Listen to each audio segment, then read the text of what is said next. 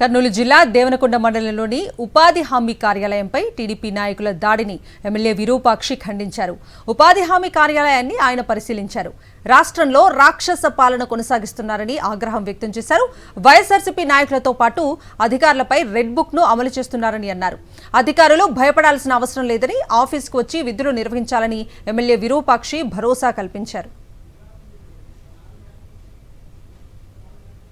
ఉపాధి హామీ పథకం కింద ఏపీ గారికి ఎందుకంటే అక్కడ ఈ టీడీపీ నాయకులు ఎందుకంటే రెడ్ బుక్ రాజ్యాంగం ఈరోజు ఇంతకుముందు లోకేష్ గారు మన వైసీపీల మీదే అనుకునే రెడ్ బుక్ రాజ్యాంగం ఇప్పుడు అధికారుల మీద కానీ రెడ్ బుక్ రాజ్యాంగం చేస్తున్నారు. ఎందుకంటే ఇంత విచ్చలవిడిగా దాదాపు వారమైందంట ఉపాధి హామీ ఆఫీస్కి తాళాలు వాళ్ళు టీడీపీ నాయకులు కన్వీనర్లు ఎవరో చాలామంది ఆయన పేర్లు చెప్పలేకపోతున్నాడు.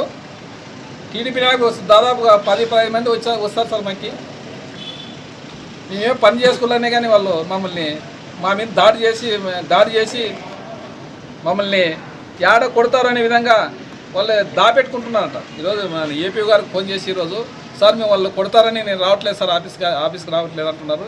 ఇంత రెడ్ బుక్ రాజ్యాంగం ఈ చంద్రబాబు నాయుడు అయితేనే, ఈ పవన్ కళ్యాణ్ అయితే, లోకేష్ గారు అయితేనే మేము ఒకటే చెప్తున్నాము. అధికారుల మీద కానీ ఈరోజు రెడ్ బుక్ రాజ్యాంగం చేస్తున్నారు.